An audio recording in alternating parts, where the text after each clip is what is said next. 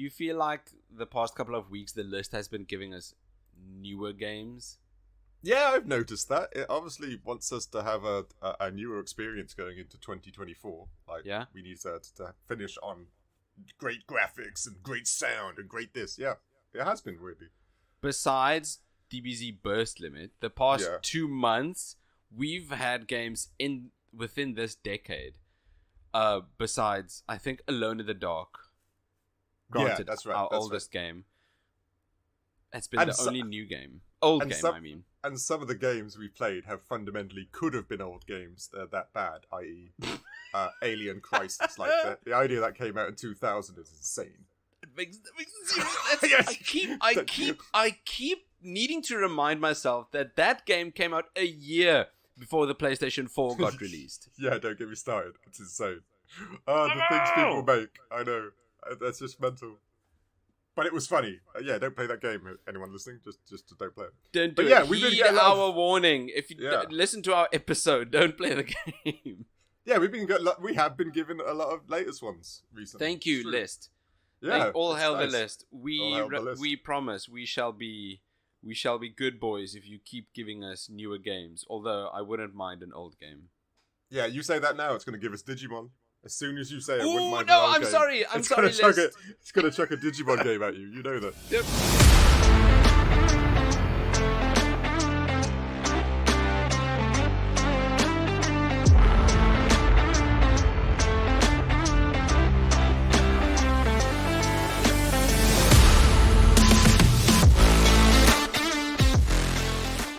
Hello and welcome back to a brand new episode of everyone's favorite podcast, the Critical Arcade Podcast. I'm your co-host, Nick. And I'm Dave. Hello, Dave. Hello, Nick. Are you well? Yes, I am well. Because I can talk and I'm not making bleep bloop noises that sound like my name. Whoa, that's a lot of like exposition. Like, what? Why are you making bleep bloop noises? That was your name? Because if I would do that, then I'd be considered a Pokemon in the new Pokemon Whoa. games. Whoa, okay. I got you. It was like one of those thread boards with the red thread going from one thing, like, and then you pulled it back to Pokemon. No, I'm with you. Yes, I agree. Yo. Isn't that just the most insane thing that these games are still doing? Yeah, sorry. I don't get that, but I do believe the animation, or I don't know who does the animation. They own the rights to the voiced names of them. You know, the Psyduck and Yes. Pikachu. They own those rights, and Game That's Freak weird. and Nintendo don't, which is weird. That's why no games never actually had. Except for I think they now own Eevee and Pikachu. Are we talking the Pokemon Company? Yes, the Pokemon Company. Okay. At least I read something years ago. That's the case. That's why the games don't have them saying their names. So the Pokemon Company has to have some involvement, or a lot of Of course. involvement, with the new Pokemon Concierge series. Yes, I agree. Yes, I'd say so. Yeah. Because I saw Eevee in there. Are they speaking their names? Like I only saw the trailer. I don't know. Probably they I have to, right? Yeah, I'd be amazed if they weren't. Yeah, I bet you they are. So that's association with the animation in some way. I think that's the case. I remember reading it years ago, and that's why no game has them saying the words, because they'd have to pay a massive licensing fee. Come on, Which companies they don't want to. These legal corporate schlock, they are Yeah, getting I know, in the right? way of just creatives doing what they do best. It I agree. sucks. Come on. It's the No, I entire agree debacle entirely. with Spider-Man and the MCU all over again. Yes, great. Sorry. Whoa, you chucked it in there. It's like Spider-Man, MCU. Then I have to go into my mind palace and just like pull out. Oh, yeah, I know what you mean, though. Oh, Sony. Oh, Disney. Oh. Yeah, like I'm just moving them around like Sherlock. All British people can do that, by the way. It's a British thing. So yeah, Dave, how would you tell us what game did we review this week? Oh, well, this week we managed to get our hands on 2022, so it's another new one. Thank you, Liz. Pokemon Arceus or Arceus. I don't know. What are you? Are you an Arceus or an Arceus? I used to call it Pokemon Legends Arceus, Yeah. but I've now come around to call it Pokemon Legends Arceus because I think it's got something to do with a lightning arc. Okay, yeah, as in, yeah, I got you. Like, Because lightning yeah. is kind of a big motif in this game, but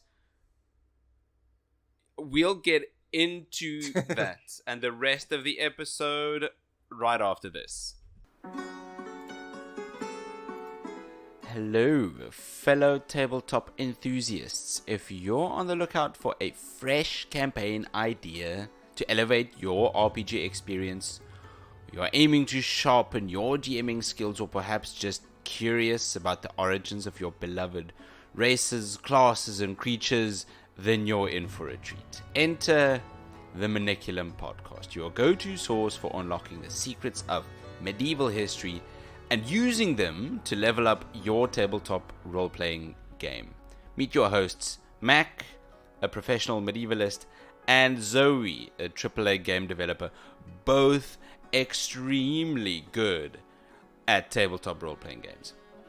In each episode of the Maniculum Podcast, this dynamic duo takes you on a journey through a fascinating medieval manuscript, revealing its hidden treasures and drawing connections to the vibrant world of modern TTRPGs.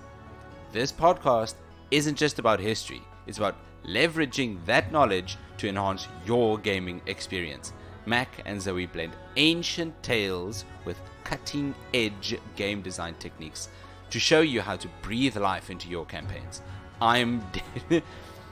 Off script now, I'm definitely using them for my D&D games because it's just so good. Okay, anyway, whether you dream of recreating the noble Arthurian tales or injecting a dose of weird and wacky medieval monsters into your campaign, the Maniculum Podcast has you covered.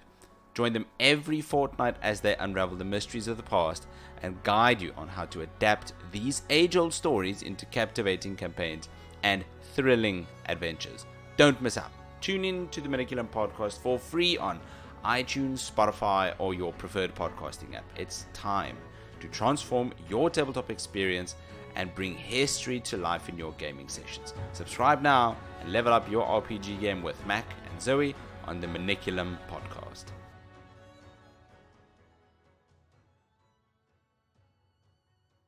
And this the game is developed, but I'm sure no one's shocked when I say the game is developed by Game Freak.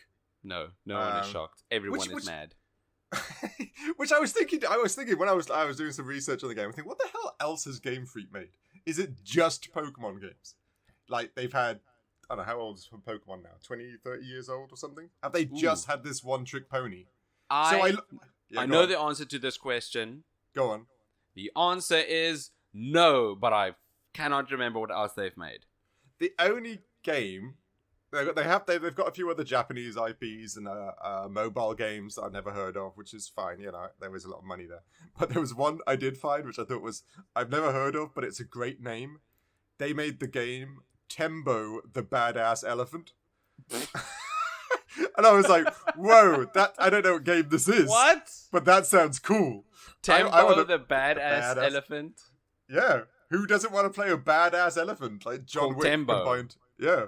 So, hell yeah. But mainly they just do Pokemon games, which I'm sure. Of course. And they don't even do it well. I've had this rant previously. Yes. But granted, Pokemon... Rant. Yeah, I was gonna let it go, you posh... Like, I had a rod. Sorry. But yeah, the Pokemon Fire and Gold and Silver and stuff like that, those were good games. And that was Game Freak. My favorite is still Pokemon Crystal, the second gen. Yeah, no, great one. A great one again.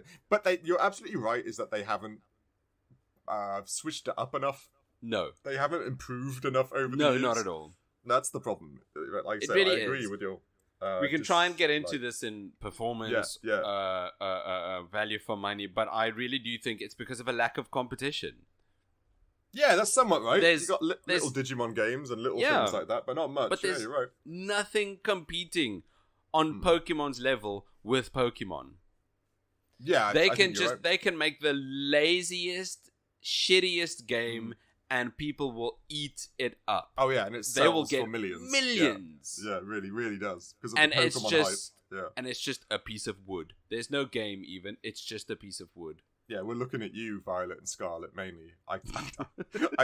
My wife played that just the other day again, and I was just watching it thinking, God damn, like, I've just, I just finished playing Zelda at that point, and Xenoblade, and they're all these open world, like, beautiful vistas type scenario, and then you look at Pokemon Scarlet and Violet, and you're like, what? Wow. What? No, this is insane. No.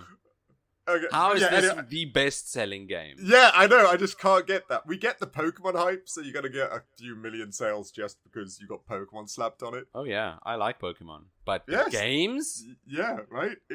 But that said, this Pokemon Arceus won Game of the Year. The Golden Joystick, 2022, won Game of the Year, which it did. Is Golden Joystick the highest award ceremony, or is there? I know there's like 3, right? Like award ceremonies for games. I don't know where the Golden Joystick lands. Is it the middle one, the highest one? You know, is it the BAFTAs or the Oscars? Like, no. I'd call it the BAFTAs. The Oscars of video games would be the Game Awards. Jeff Keighley's The Game Awards. That's that one. It's coming out in December this year, right? The new one. 7th, yes. Which, as of this recording, has not happened, but when this is released, it would have happened, almost 2 weeks ago. Okay. So that's the big one. That's the video game. Right. That's the Oscars of video gaming, right? Correct. That's the big one. Okay, so it's not really hugely impressive that the Joystick Award. It is. I'd say the Joystick Awards are 2nd, 3rd. Okay, cool. Like I said, I never really know, but that's cool. But anyway, it won that in 2022, which is not that surprising. Apart from that, it's supposed to be. I didn't know this, but now it makes sense. Do you know it's a somewhat a prequel to Diamond and Pearl? Because of Palkia and it seemed like it. If we're gonna jump into narrative, way, it would make complete sense because they talk a lot about the Pearl clan, the Diamond clan, and Team Galaxy. Which I've not played Pearl and Diamond. I'm assuming Team Galaxy would be the antagonists. Yeah, I think you're right. I think so. Yes. I haven't played it in a long time, but I think you're correct, yeah. So if they switch it up by you going back in time and you are now part of the big Team Galaxy who have not become bad yet. You're just a bunch of good guys scoping out Pokemon in the Hisui region. Yeah, I don't know. Is it Hisui or Hisui? I don't know. I don't know either. I don't know either because they don't talk in this game. Yeah, they don't. Sorry. I know they don't. Add voice actor. Okay, never mind. Yeah, like I said, would really like it. There's an excellent video of somebody who adds voice acting to Violet and Scarlet, and it's actually really well done. And it does make the game so much more playable when you're speaking to people.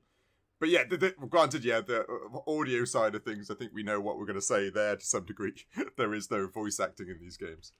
I would just love it if they would just add it. Please just add it. They've got to, eventually. They've got to at some point. Yeah, it's a bit of a joke now to some degree. Right, anyway, narratively, you're right.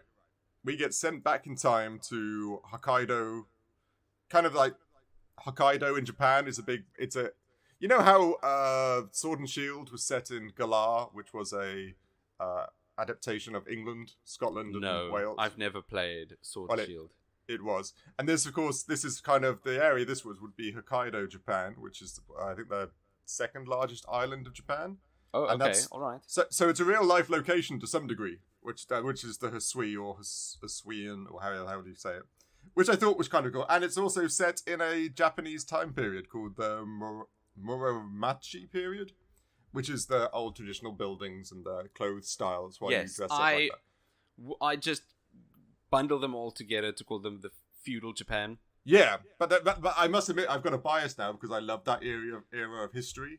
Of course. So narratively, I'm already kind of happy because we're in the old buildings, people wearing clogs. The it looks setting. Badass. Yeah, I get it. Yeah, I think a lot of people are happy with the setting that this game takes place in because a lot of people like yourself are fans of exactly this. Yeah, yes, I agree. Old feudal Japan with the old technology, the old buildings, There are horses and wagons and carts everywhere. No machinery. Yeah, it's like the era of the samurai, right? And everybody knows Yes. samurais are badass. So who doesn't want to be a badass samurai Pokemon trainer? You know, that's a combo everybody wishes they were.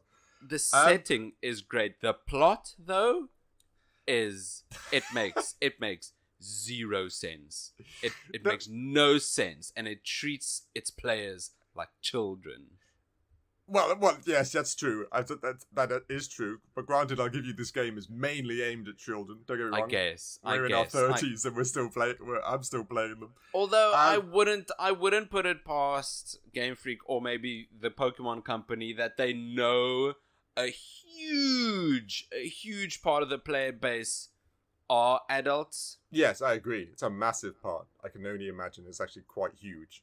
That's why I've always wondered, why don't they just put a hard mode in Pokemon games for the adults? Yeah. You know, just to make the trainers tough and I don't know, some things more complicated, but they never do. Yes. What gets me is I was reading up Arceus or Arceus narratively. He's a deity of the Pokemon universe. He made the Pokemon universe, and I'm just trying to think, where could Pokemon go from there? When the legendary here created the universe, Palkia and Garantina are like time and space or something. Are their powers or their symbolism? Yes. And you've got like the god of Pokemon is the like, you can't one up that. You've got to go. You got to go back to like fire and grass for your legendaries, because you can't one up all of creation. No, you can't. Although I don't think they think that far ahead. Yeah, it makes me laugh. He's cool. I don't mind Arceus, but they've kind of capped what they could do.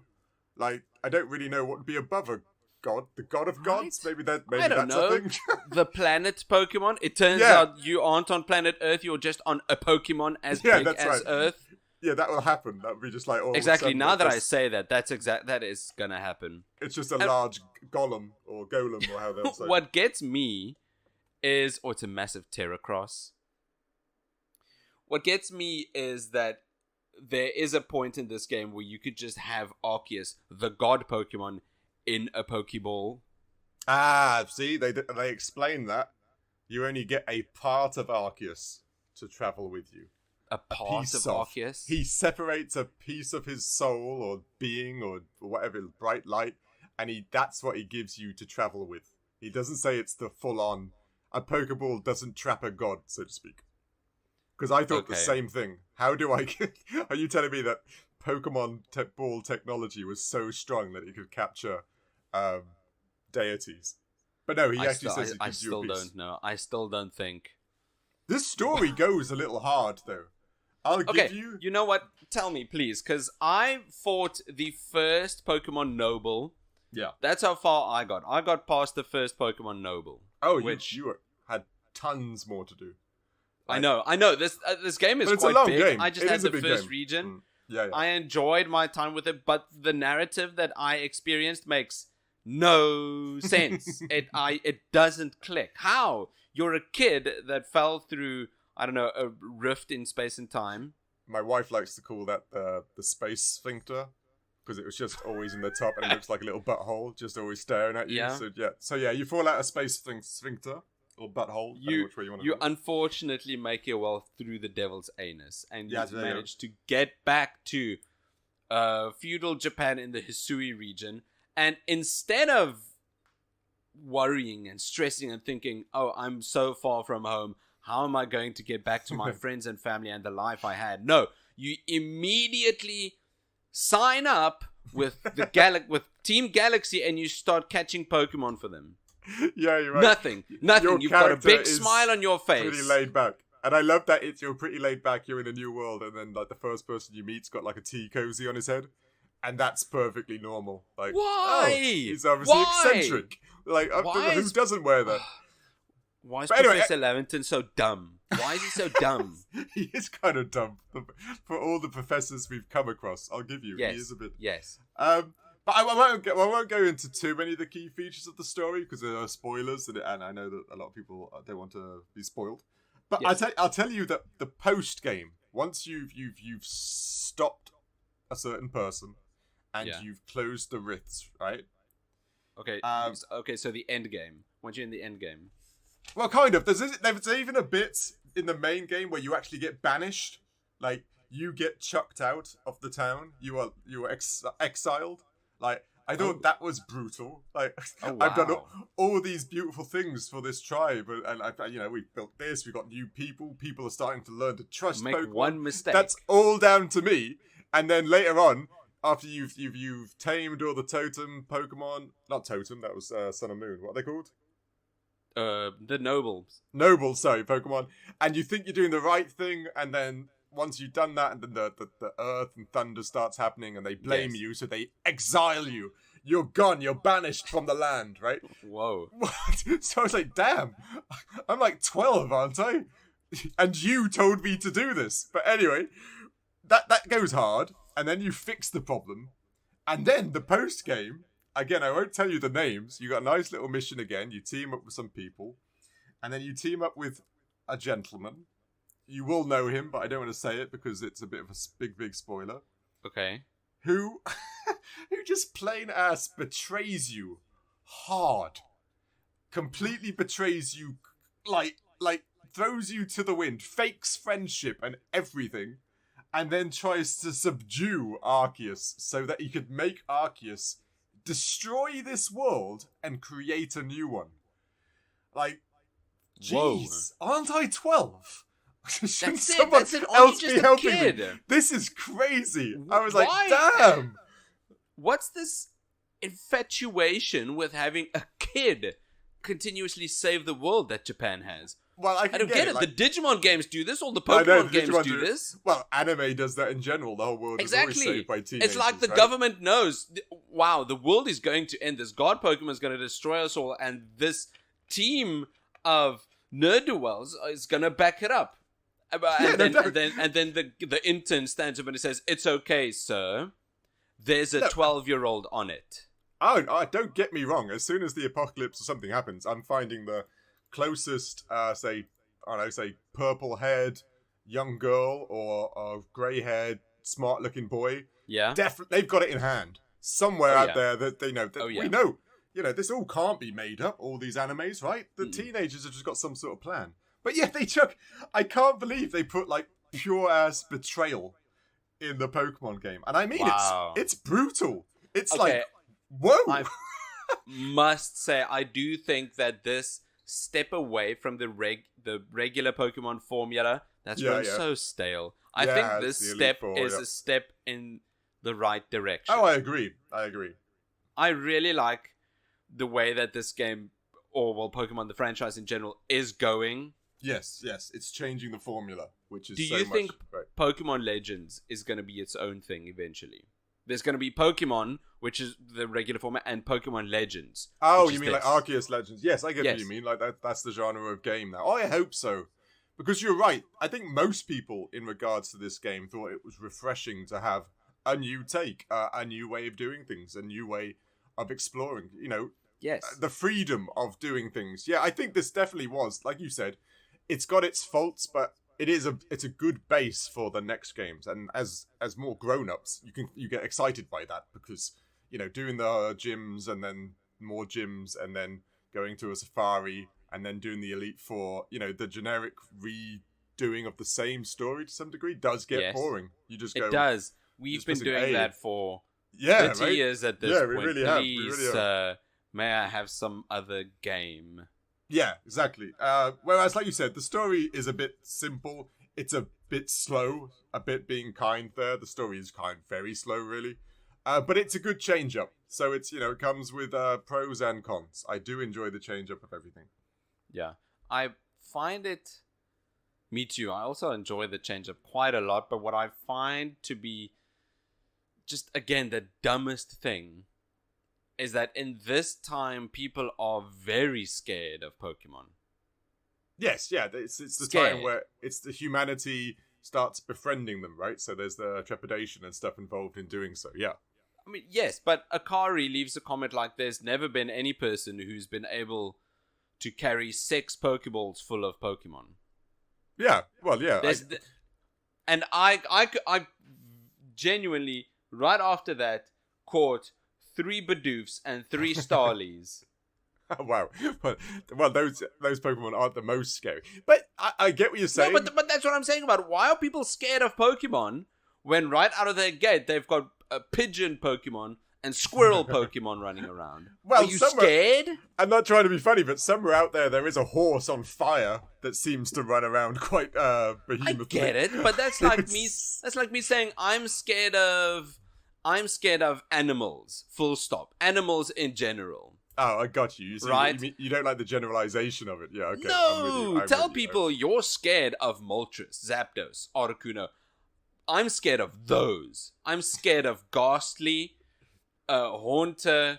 Ooh, I got a Gengar. Those are the Pokemon I'm scared of, thank you. But, really? A Chikorita? A Cyndaquil? No. Cyndaquil you should be scared of. Okay, fine. He's got fire out of his back.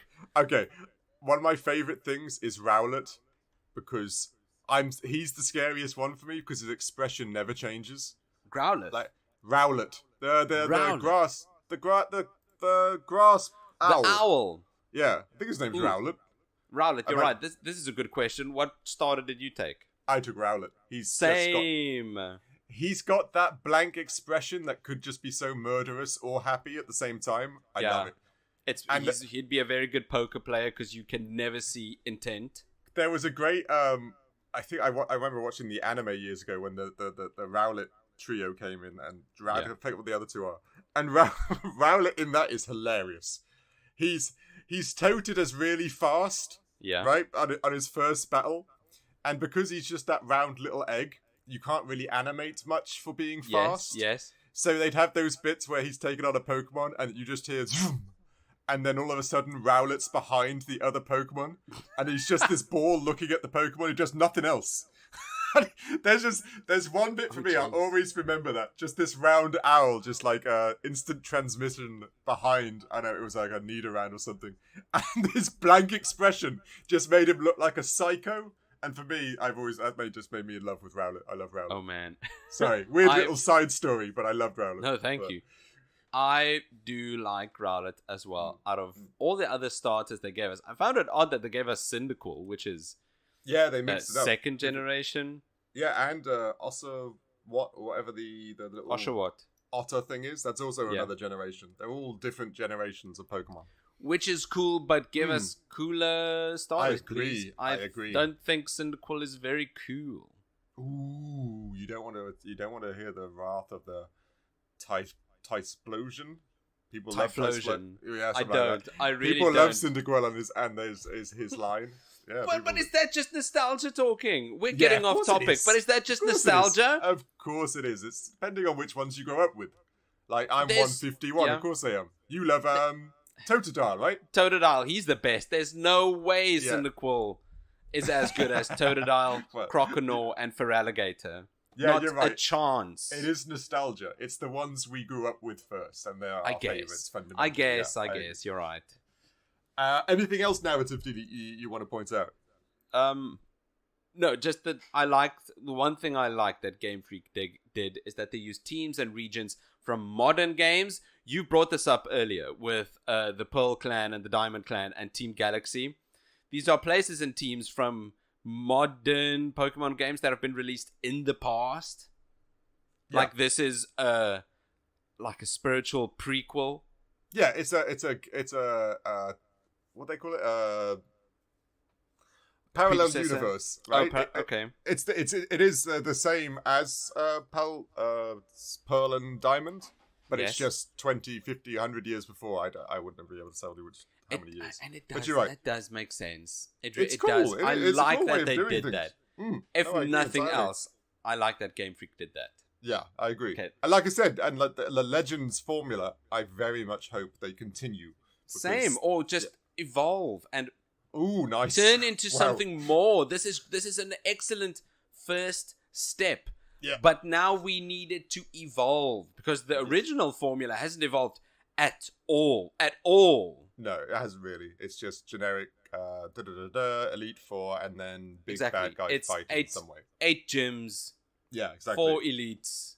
Well, done. Violet and Scarlet did a little bit, but it was still really just rewording of the same thing. You had camps you had to destroy, gym leaders you had to take out, and was it like epic or giant Pokemon to kill?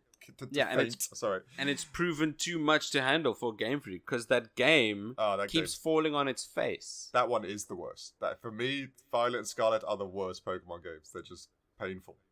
I think that for the amount of money the Pokemon Company is making, there's no reason their games should look like PS2 games. Like I said, you feel scorned by the Pokemon Company and Game Freak, don't you? The thing is that they could have been so much more. This could have been groundbreaking each year. Each year, the new Pokemon game could be something people... Okay, of course they line up for the Pokemon game, but it could be something really groundbreaking. Yes, i.e. Zelda and the... Exactly. Them, Breath of the Wild or Tears of the Kingdom or the Mario games. Look, they release one game every, 4 years, but that game just pushes the medium forward. Yes, it really does. That's true.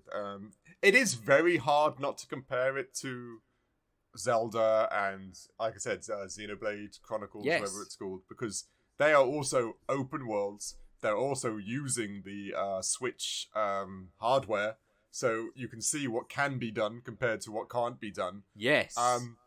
And in my mind, there's no way that this is more complex than, say, Zelda Tears of the Kingdom. With the whole building mechanic and the transversal and the there's a lot in there, so it's not like a space issue. Like you've only got a certain amount of space or whatever. So yeah, it does. You're right. You're right. You cannot.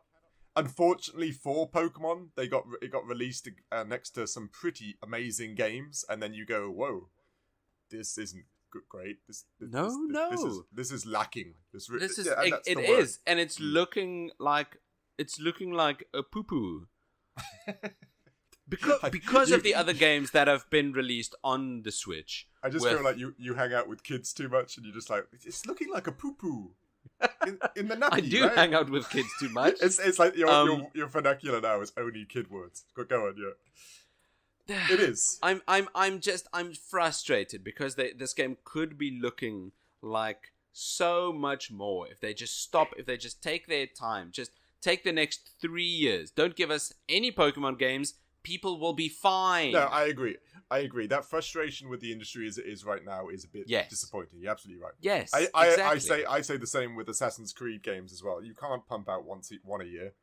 Like that's just even Mirage was good, but it was kind of the most normal Assassin's Creed game. It came and went. No one's talking about Mirage. It happened and went. Exactly. Just call it Assassin's Creed Milquetoast. Yeah, that's the thing. And you're right. The industry's playing into that. It's sad. And Pokemon seems to be one of those things too. It's almost like they released it too soon. Like they did some. What do you mean? It's like it's a beta version. The graphics are still the rendering's a bit low. I get it. Right? I get it. Like it's half baked. Yeah, but they had to get it out before Christmas, right? November. Yes. You need to get it in there I hate it. I hate it when corporate intervention turns something that can be great and just squanders the potential immediately. Yeah, and we all know in the industry that seems to happen a lot. It's the worst. It really is, because I can't think of any other franchise that's as near to people's hearts and nostalgia as Pokemon. Oh no, I agree. Pokemon's that real heartfelt one. No, yeah, it's a remembrance of your childhood, which everybody holds dear, generally speaking. I know this is still the visual section, but this game just could look so much better. This is definitely the Pokemon Company's answer to The Legend of Zelda: Breath of the Wild. Mm-hmm, mm-hmm. This is their answer because I've played that game a ton, and now I've played this game as well. It falls flat. It doesn't come close. Well, okay. Let me point some visual things that I did like. Like, I don't know why. Maybe it's the little child in me, but I really liked the little fireworks that come out the Pokeball. I know I sound like a child, but when you call stuff poo poo, that's when you sound like a child. We're so used to that, like boop boop boom, like the old Pokemon noise and stuff like that. Yeah. I liked the little like come on firework, and then and it's nice, and the sound is nice, and you're right. And also, I'm not surprised that they added this in this game, but mark my words, the next Pokemon game is gonna have that gloop, gloop, gloop. Yes, it is. Because they can't stray from the formula, because that is money. That's true. What Also, else would you like? Visually, the Pokemon act within their personality, which is a first. For example, let's see, which Pokemon? Sometimes you'd have Pokemon that would just come up to you to look at you because they're curious. Oh, right. So if you stand still, like under a tree, say like a Starly or whatever bug Pokemon, will actually come over to you, a Paris, and then just look, Paris, and do nothing. They're just intrigued what you're doing out there. Oh, that's nice. They're Which curious. I like that. And of course, come on, Shinx will attack you and stuff like that. So there's a personality put in the visuals as well, which I think is really cool. You're so right. This game has morsels of it does. the goodness that we crave. This game has more of it than any other Pokemon game. Yes, and because there are less of this game, means there are less just shit surrounding that good morsels. I feel like you said shit then because you were just like doo-doo was on your tongue. And you it were really was. It really was. I was about to say doo-doo. And then I thought, other word? No, I'm a man. What's the grown-up word? Yeah, exactly. Oh, come on. I didn't even say adult. I said grown-up. Sorry, I didn't even clock that. I'm so used to you speaking that way. But yeah, I like that. The Pokemon that you perceive as aggressive are aggressive. Say Scythers and the like, and or a Geodude. Yeah, right. And that's a cool layer. It makes you more wary when going up to capture them because you know exactly, and it does immerse you in this Pokemon world. Exactly. I like that a lot. It's not all just this Pokemon is something I can fight in battle. They try and, for lack of a better term, humanize them. Yes, I agree. And it's the first time you also get to see them, whereas you say everybody's scared of them. Later, as you develop through the game, you kind of see Pokemon weave themselves into the town itself. Like, I think a Geodude helps somebody plow a field or something like that. That's the good stuff. That's cool. That's what I want. Slice of life, baby. Give me some more Pokemon Slice of Life. That is why I'm looking forward to Pokemon Concierge on Netflix later this month.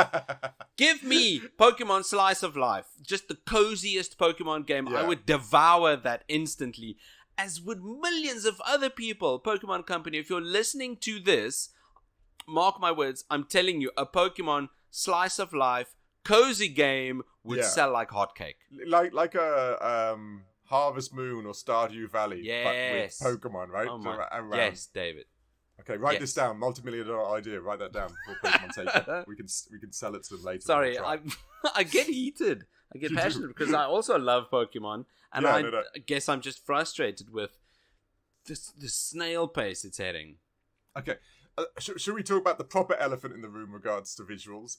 Before we do, I've just got one tiny thing that I like as well.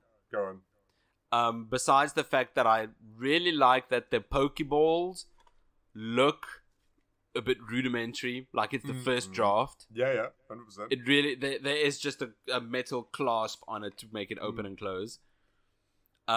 I like the way the buildings look in Jubilife Village. Yes, no, exactly. It's granted, you're never going to make me argue with that. It's the traditional Japanese thing. I love that. I'm down with that. But the way the shadows land on them and they're so detailed, which is weird because this is a Pokemon game on the Switch.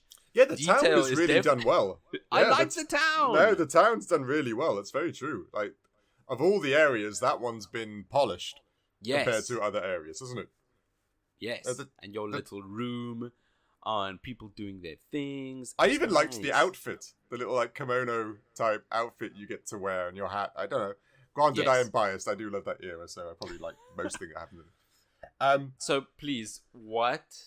Now I need to know, what is the big elephant you want? Well, this is more than likely performance, and I'm sure you've got it written down, but it's a visual thing as well, so I don't know where to place it. You must have seen it. The draw distances and the animations. Yes. Right? It's horrible. It's insane. Like, it's really bad. I swear, there's later on in the game, there's a Gyarados you can see in the water, and I swear it's moving at about 3 frames a second. It's insane. It's so bad. It's so disappointing because Everything else is meh. And then you look at the draw distance on certain Pokemon moving around, and you just go, "Whoa, that's not okay. That's is that not just that this Pokemon?" This is not a $60 game. Yeah, right. And then you see another one, and it's doing that same slow. It's like you're lagging, like on a multiplayer game. Yes. It's like, what is going on? That can't be a thing, and sadly it is. Now, granted, that's a performance thing as well, but like I said, it is insane. It's so jarring as well. I had the side mission where I had to look for 3 Bidoofs.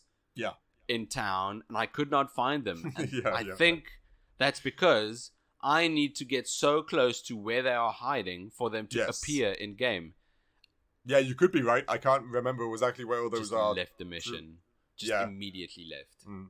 Well, sadly, yes. There's certainly ups and downs visually in this game, and the downs kind of do outweigh the ups, sadly. Unfortunately, which is frustrating, and I keep saying that. It is super frustrating. Saying that. I apologize. Can we move on to audio? Yes, we can, Audio Man. What did you think?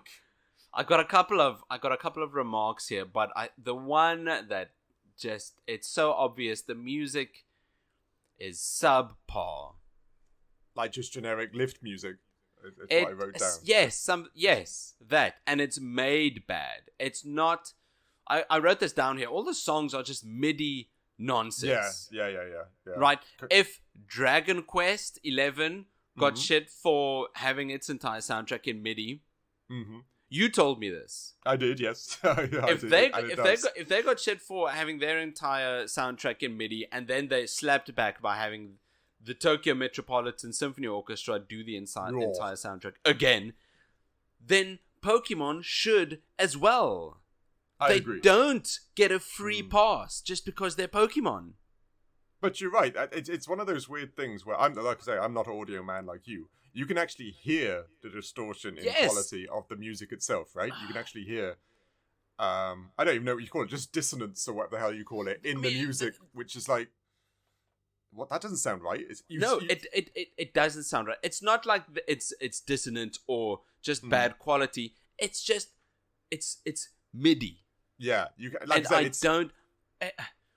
for people listening, MIDI was a type of formatting, right? Of music and sound, right? Excuse me, sorry. Yeah, but it's years old, right? It's like properly years old. It is, and it's just easy to recreate. Whenever you get a cheap keyboard and you put it on horns and you press keys on the keyboard and it sounds like a French horn or a trombone, playing fake notes from the keys. That's MIDI, and it sounds horrible. It's that electric version of an instrument, right? It's that you can always hear. Well, yes, it's switched on to French horn, but when you play it, you can always hear that. Well, that's not actually exactly what a French horn sounds like. It's a budget French horn. Yeah, exactly. It's French horn at home. Yeah. And this is like the music in this. This is full of it. It's full of it. Yeah, and they keep like doing it. Yes, and it's weird.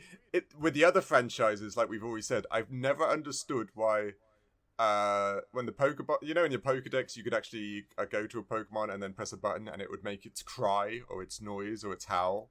Ooh, and it was still the ones from blue and red and yellow. Yeah, don't worry, I got that written down here as well. Yeah, just like what the hell is? I get years ago we had the hardware restrictions and stuff like that, but can't you clean it up to something? I give you, they can't say their name, but something more animal, maybe. Like right, exactly, something weird. Natural. Yeah, I know. Immerse me. It's not. They are playing on people's nostalgia bones. It's stupid. That the Pokemon are still using voice lines from games they were in 30 years ago. Yeah, It's not cute, Game Freak. It's not cute. Yeah, I think we're over it now. Like, we're kind of over that part. Just give us a good game. This is making this. I shouldn't get so. You're getting riled up. You're going, I really shouldn't. I really shouldn't. And we already noted no voice acting. This game would be. You'd add an extra 3 points to the score if it was all voice acted, because there's actually quite a lot going on. The townspeople, the recon corps, or whatever the hell you work for. Yeah. So much dialogue. And if there was just spoken, it would be so much better. Like, on so many levels. Like, because you can add some characterization to the characters. Yes. The stern headmaster would have a stern voice, the Yes. the geeky sidekick or rival, I don't know what you would call him or her, depending who you chose, would be that light-hearted pain in the arse like every other Pokemon game. It really would have. It adds another layer. I'm going to keep comparing this game to Legend of Zelda Breath Yeah, it's of the hard Wild, not to. because this was inspired by that incredible success. Yes, I agree. It's got to. In Breath of the Wild, that's the first time that they've added voice lines for everyone. Yes, Except that's right. Link, because he is voiceless and stoic. Yeah, always. They've added voices for Princess Zelda, and all the other characters as well. It just elevates the game. But that was also an example of great voice acting, because each of the people had a gruff voice, a high pitched voice, an annoying voice, a ladylike voice, stoic voice. Those add. As soon as you hear that voice, you can already see the characterization. Yeah. Think, oh god. It almost sounded like they gave Princess Zelda an English accent. Yes, because she's she's posh, supposed right? to be royalty. Yes, exactly. And she enunciates better. And, exactly right. No, I agree. Yes. But yeah, sadly, this is missing that, which is really such a shame because it would make it so much better. It really would. And in 2022, there's not really much an excuse anymore. It really is upsetting. No. But anyway, anything else audio-wise? Yes. There's this weird thing I don't think anyone else picked up on. It's so odd and so tiny, but it's got a much larger impact than people give it credit for. In games, you get sound effects for stuff that you do.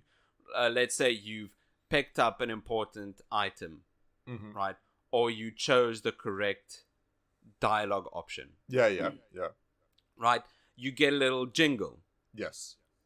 I think the most well-known one for Pokemon Legends Arceus would be the flute you get to call on the Wordia. Oh yes, that's correct. Yes, right. That's right. Which that's true. It's odd in itself, but you get a flute to call on the Wordia, and the sound you play is this quick succession. Yeah. Again, just like a quick little MIDI file play stop. Yes. Right? Yeah. How do I explain this? That little bit of sound design goes down in pitch. It's like a little scale that goes down. Okay. You get what I'm trying to say? Yeah, I do know what you mean. Is that uncommon they go down when in using pitch. a flute or something? Yes.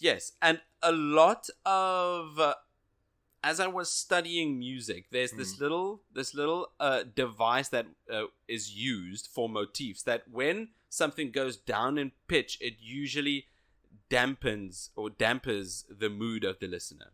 Okay, I can understand. And if this little device also works vice versa. For this little motif, if it goes up in pitch for 3 notes or more, it usually uplifts the listener's I can see mood. that. I get what you mean. Like one Exactly. ends So in sad notes, one ends in Final high Fantasy notes. Yeah. or Zelda, when you get an item, you usually get a little jingle that goes up in pitch. Yeah. So like a positive aspect to the song. Yeah. There's a positivity to the notes and stuff like that. Exactly. It's positive reinforcement. Yeah. This game does it wrong.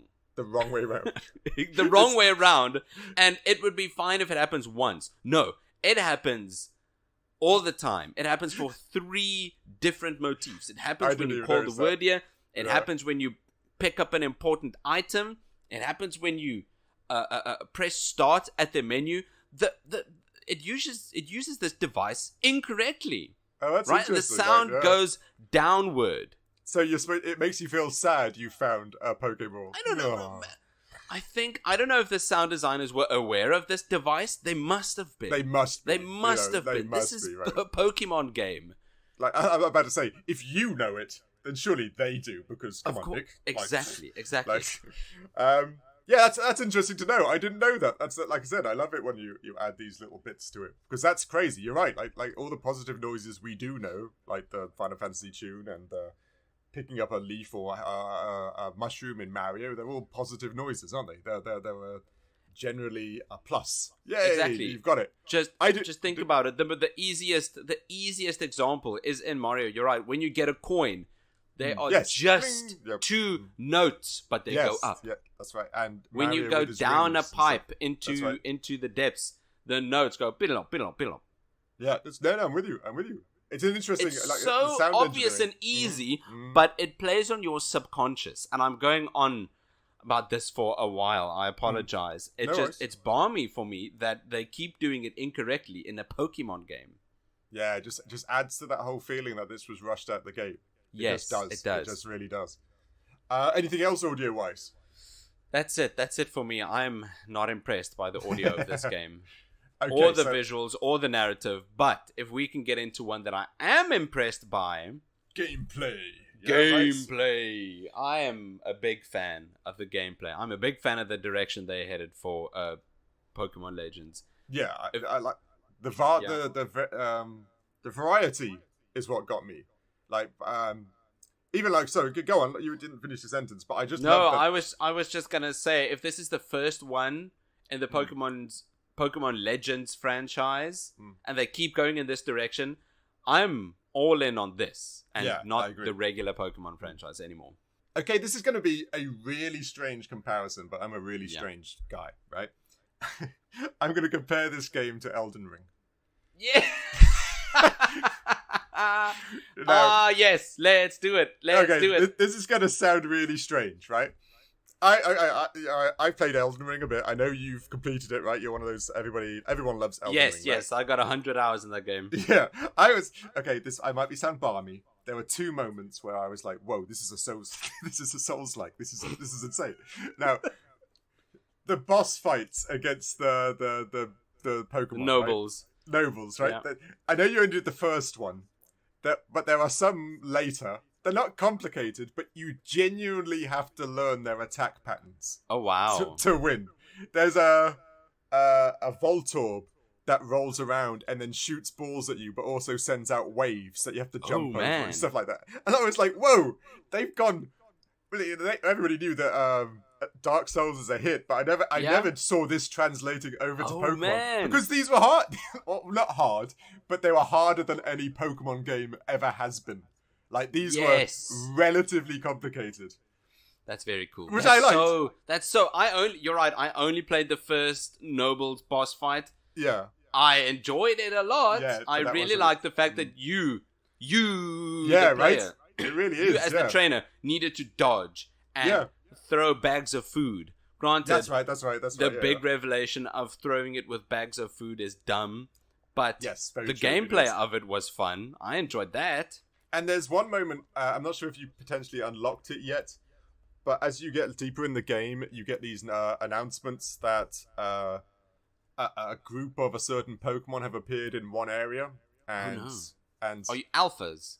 No, you just get a cluster. So if you know in this game, as the mechanic, you got to catch a few Pokemon to make it register fully into your Pokédex type things. So they give you clusters of them, so you can catch all those Pokemon all at once, and then you fully registered it. Oh wow! So I had like 12 Octillery. Do you know what Octillery are?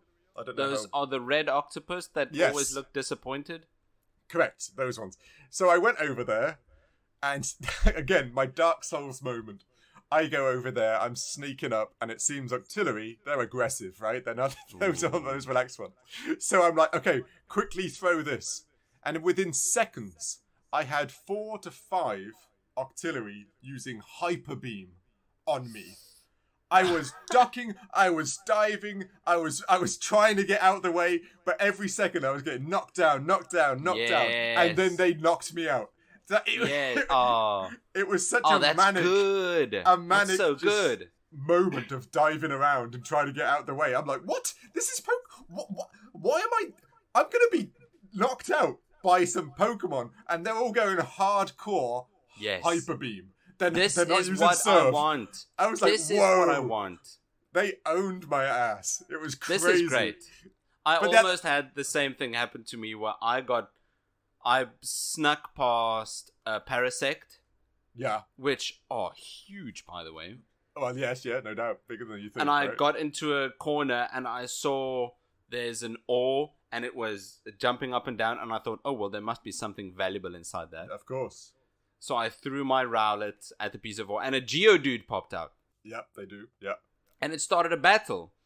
Yeah. And then all of a sudden, okay, now the Parasect is also part of the battle. That's right. Yeah, they do They come to join in. Right? immediately KO'd my Rowlet, and I tried to run away by really just using the joystick and have my trainer run away, which is another great bit of gameplay. Yeah. But I was stuck in a corner, so I had to dodge past the Geodude and then dodge past the Parasect to actually run away. And it worked, and I was very impressed. So you literally kicked in your Elden Ring, Dark Souls-like skills to get away from that battle, right? Yes. So, this can quite easily be compared to Elden Ring or Dark Souls. Or I guess so, sure. Right? Isn't that balmy?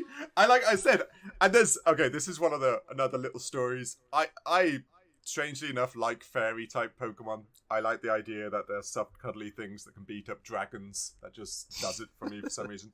And there's a great bit. Do you know what a Blissey is? Blissey? Ooh. Isn't that... No, I don't. You kind of do, because I think you were close. Chansey, as in... Chansey! Yes, her little form. No, that's Happiny. Happiny evolves into Chansey, and Chansey evolves into Blissey. So she evolves into a third form. But of course, you're right. It's the same pink nurses look, an egg. You know. Yes. The nice, happy-go-lucky Chansey just evolved, right? And there's this one bit later on when you start exploring and you unlock other Pokemon that you can ride, i.e., climb, fly. This all unlocks later on, which is a very fun part. You climb on this mountain, and out of nowhere, you'll see in the distance is this Blissey standing at the zenith of a mountain looking across the water, and then you slowly go up to it because this is a Blissey. You want a Blissey. Yes. And it turns round and it's an alpha and its eyes are red. And this bitch is angry. It was such a crazy spin on a Blissey just always being nice and Chansey for healing things. This Blissey was so aggro, it proceeded to try and kick my ass, and it was great. There was just something about having out there an angry Blissey. Like, there's a backstory where, like, Nurse Joy left it, and there were Pokemon just fainting everywhere, and she didn't know what to do, and now she's out hunting down trainers or something like that. I love it. Yeah. I love, for some reason, just the yin and yang of the idea they put an That's angry nice. Blissey out That's even a tiny bit of narrative that they injected. Yeah, I do like that. And the Alpha Pokemon in general, I thought was a good gameplay. I also think so. You mentioned earlier that Pokemon game doesn't have a hard mode. This could essentially be that. Yeah, that's true. Those battles are hard, no doubt. Like, you must have bumped into the Snorlax, right? No, I haven't yet. No, it's the same era, same island you're in. Keep an eye out. He's a badass, and of course, the cool thing is that Alpha Pokemon are also big, like compared to the other huge. ones. When they come out of can you catch an Alpha Pokemon? Oh, 100%, yes. And if you catch them and then fight with them, are they still that big? Yes, they are noticeably bigger. Even when it is quite cool when you say you caught the Alpha Snorlax and go up against another Snorlax. Yours is beefier and bigger. It is a cool feeling to be like, is that your Snorlax, really? Like, come on. Check out Butch here. That's another part of this game that I just adore. They give you your 6 Pokeballs filled with Pokemon, and then they give you your empty Pokeballs as well. And you can just chuck them everywhere. Yeah, it's the best. Right? You don't need to enter a battle, whittle it down, and then enter your menu to throw a Pokeball. No, you just hide in the grass, aim, and throw a Pokeball. I adore this mechanic. There was even that slight mechanic that you had to compensate for the arc of the throw, which I know is a weird little thing to note, because this could be quite easily just aim your crosshair and then press throw, and it always hits. If you were doing a far throw, you had to aim the crosshair above the Pokemon so that you could get the arc. That was kind of a nice little tidbit. It's weird, but I enjoyed that. And my wife said I had to add that she used to just play for hours just throwing them at... She just loves throwing them at Pokemon that didn't see it coming. And for some reason, she found that hilarious. Especially annoying Pokemon like Zubat or Geodude. Yeah. The amount of times she'd throw a ball and then the Pokemon would turn around and it hit them square in the eyes, for some reason she just found to be hilarious. I get that. It is hilarious. It's the funniest thing just to be throwing things at Pokemon and then to be like struck square in the head and then captured. Yeah. It's because it's fun. It's fun. Fun. That's it. It's fun, and it's getting closer and close slowly, Yes. but it's getting closer to that perfect Pokemon game that everyone wants. Yes, because I agree. it's starting with this game to get back to the fun zone. Yes. And yeah, I agree entirely. There's a little complexity as well in the Pokédex where you can grab a big one or a small one or groups of 6 or a Pokemon that knows this move will fill up your Pokédex faster. So there's lots of little complexities in it for more grown-up people, so to say. And that's fun. It's nice. The gameplay probably is the best thing about this game. You're right. It's actually definitely the best part of this game. The gameplay, it is designed well, and it's fun, and it's good, and it's a step in the right direction for what I wish Pokemon would become. Although it seems like Pokemon won't become that, but Pokemon Legends might. He's hoping. You're right. I think you're right. There could be a Legends string of games, right? That would make a lot of sense. Like a side stream. I really hope you're right. Like Dungeons, and there's a Pokemon Dungeons side of games, right? Never really played them. Me neither. Although if they would make another Pokemon Legends game centered around a legendary Pokemon like Arceus or Arceus, what could the next legendary Pokemon be that this is centered around? I'm just too much old school. Mewtwo would just be the one for me. Just take me back to the beginning and make Mewtwo like the bad guy, like back in the days. Hell yeah! If they made a Pokemon Legends Mewtwo, no way. Take my money. That's game over. Really okay. I'm not gonna. You hit the nail on the head. Pokemon Legends Mewtwo. I would buy that. Yeah, that's fantastic. But hopefully that's what they're doing. They could be. It could genuinely be that a new format, because this game did sell well. So it would be weird that they wouldn't make another one. That would be a strange call in business-wise. So they love their money. They love their money. So why would they not want more, right? If they make a Pokemon Legends Mewtwo that's set in the 90s, oh yeah, you don't get a phone. You just get the classic Pokédex tablet and Bill's PC in the Poké Center. Yeah, and just have generic like 90s stuff like a beeper and skateboards and stuff like that. So I think, no, I agree. Oh, that would be scratching an itch. It really would. Hard. That a lot of people. I'm sure Nintendo and the Pokemon Company are listening to this podcast. So guys, oh yes, of course. Right? Doug Bowser, Shigeru Miyamoto, if you're listening to this, please, we need Pokemon Legends Mewtwo. Well, I think I'll just send them a quick email, right? We've got them on our contacts. Of course. They're always asking for our help. Anything else gameplay-wise you want to talk about? No, there's a lot that we can dive into, but it wouldn't do it justice. If you can play Pokemon Legends Arceus, give it a go. Yeah, I agree. Give it a go, please. Did you have any performance issues then? The draw distance is an issue, sure, but this game isn't optimized well. No, it isn't. So this game, it should be performing on the Zelda games. It should be performing on those levels. It just isn't. Yeah, it's the most glaring problem, isn't it? It doesn't matter what you do or how you play it. At the end, you'll bump into something and just go, oh. Really? And that's the sad thing about it, because you're having a great time catching Pokemon, and then you bump into this bit and go, whoa, am I playing on PlayStation 2 like you said? This seems a bit weird. It does. I said as much in our previous Pokemon episode as well. Game Freak is just too lazy. Yeah, I think there was that aspect to it. Yeah, They've grown so incredibly complacent with the fact that it is gonna sell. They don't need to try anything. It's gonna sell. Yes, I agree. They've grown lazy and complacent. Hopefully this mixes up, because I think the market now is getting far more competitive. So yes, everybody who has a Nintendo wants a Pokemon game. They go hand in hand, and there's a nostalgia aspect of that, because you've always had a Pokemon game with your Nintendo consoles.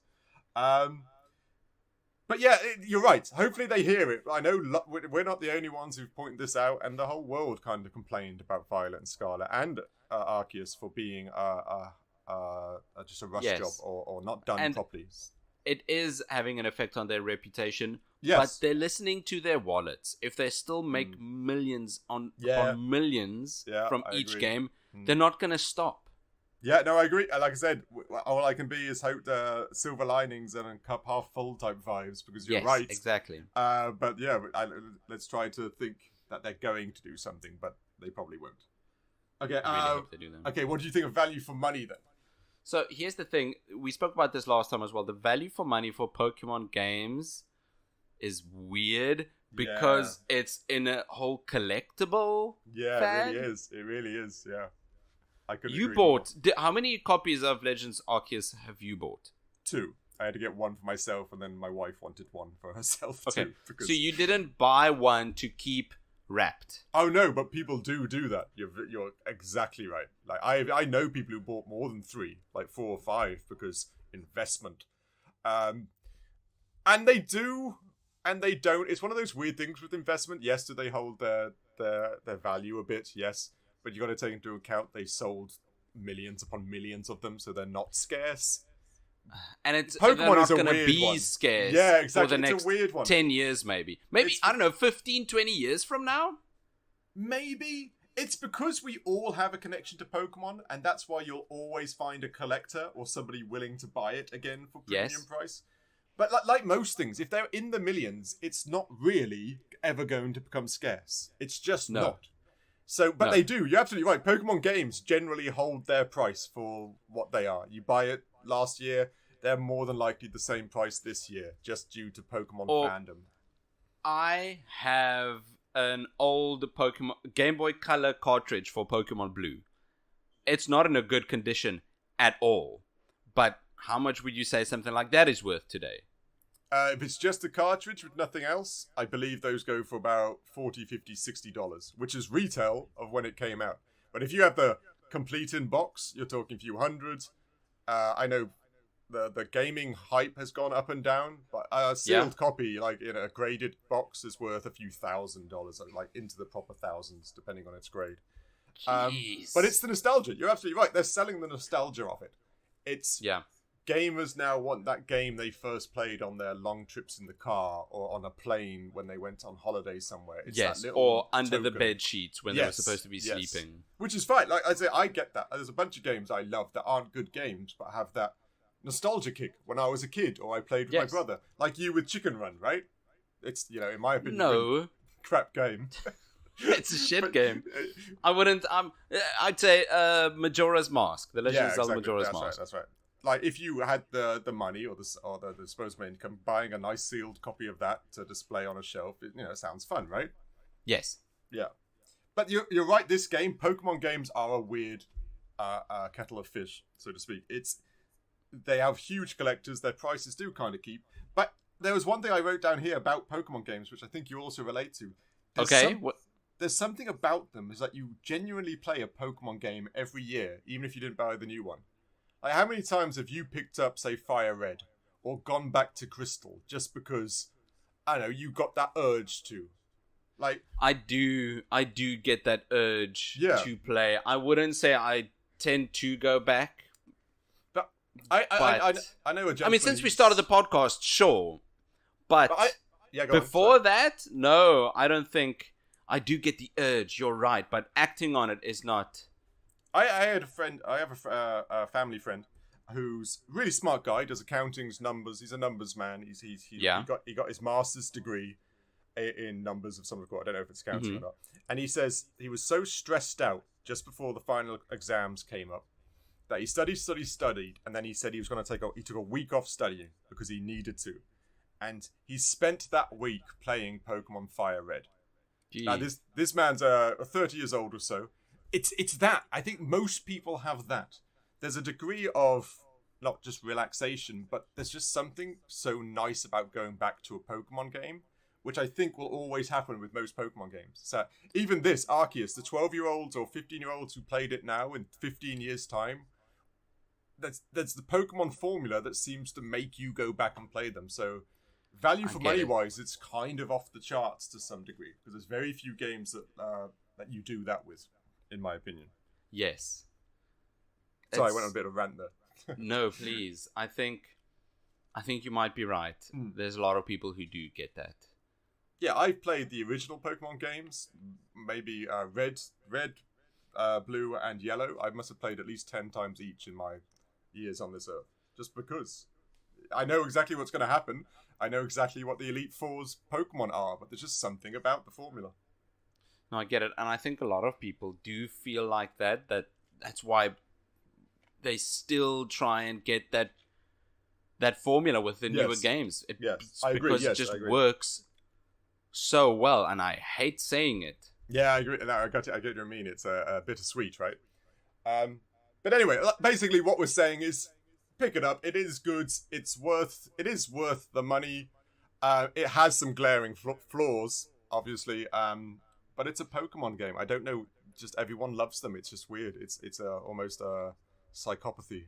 Yeah, at this point, you know if you like Pokemon or not. Yeah, exactly. But Legends, it does shake up the bag a bit. Which is great. I like that. And I'm hoping we get more. I'm hoping we get a Pokemon Legends Mewtwo. Oh, wouldn't that just be so cool? I'm literally trying to picture the cover now, like dark purple Mewtwo just coming out all floaty. Yeah, and it needs to be set in the 90s. It does. Yeah. Oh. But anyway, go on. They're listening. Yeah, Miyamoto, hit us up. Doug Bowser, you've got my number. Okay, Nick. So what did we score this game in the end then? This game, Pokemon Legends Arceus. Let's see here. We got our scores. It got sent back in time through the Devil's Sphincter. Nice. And it just couldn't be cared less to return. Makes no sense. It's now said 300 years ago. It's wearing baskets for shoes. And it's somehow defeating just loads of Pokemon nobles. And got exiled from the town, brought back into the town, and got a medal. Let's see here. At the letter grade rating of C, which is average game. We only scored it average because I guess the narrative and the visuals, and I scored it a 3 for audio because it's bad. Yeah, so I guess it depends what you need in your games. I guess so. If you're not really an audio person, it could be a higher score. If you're an all-rounder, then yeah, it is a C game. Yeah, if you're one of those people who turns the audio of a game down so you could listen to your stream. Yeah, first exactly. Of all, yeah. What? Secondly, you wouldn't have a problem with this. No, exactly right. That's exactly the type of game this would be decent playing when you're actually concentrating on something else. But you've got a Pokédex to fill. Yeah, you're right. That's a good one. Yeah. It's fine. C average. I don't really like rating these things, but we kind of need to. Yeah, we have to at the end. I agree. The gameplay is definitely much better than a C. Yeah, it is really. But everything else just drags it down. Yeah, it just pulls it down. Which like you said, makes you excited for the next one because they should know their faults and be able to fix it now. That's perfectly normal in like research and development. So now all they got to do is fix the next one. Please, and it'll be, please, Game Freak. I know you won't, but come on. The entire world is asking you. Really? I bet you they really are. Jeez. But anyway, good game. Thanks for listening to this week's episode of the Critical Arcade podcast. You could follow us on our social channels on Threads or Instagram. You could even catch me on email. I'm Nick at criticalarcade.com. And I'm Dave at criticalarcade.com. Besides for your email, Dave, where else can we follow you? Well, due to this game, I actually realized that they show you how to make a Master Ball, like how Master Balls in theory became how it was generated. And I found out the other day, you kind of capture Garantino or what the hell, Palkia. Oh, okay, all right. But I found out Master Balls actually work on humans too. So, I have about 15 of them. So, if anybody comes out there when I'm walking around, sorry, this got darker than I expected. I'm going to throw a Master Ball at you and enslave you as like a Pokemon. Whoa! So, just remember, I found out this works already. So I've already captured one. It doesn't need to be tested anymore. Yeah, so by all means, if you like just if you want to test out what it's like to be inside a Master Ball, by all means, come find me. That got dark. That got dark. Sorry. Yeah. Got so much darker. You don't want to know what it looks like in a Master Ball. No, you don't. No, it looks crap. Please don't That's all I can it. say. Rather support us on Patreon for exclusive content like Critical Cinema and a post show where we just talk about games and things. It's a lot of fun. Come hang out. Right. Dave, how about you tell us what have we got lined up for next week's episode? Well, next week's episode is a doozy. I think you've played this game as well for the Hell. SNES. Yeah. Oh, yes. It's the 1994, which makes it, 30 years old? Yeah. Yeah. Earthworm Jim. Yes! Yes!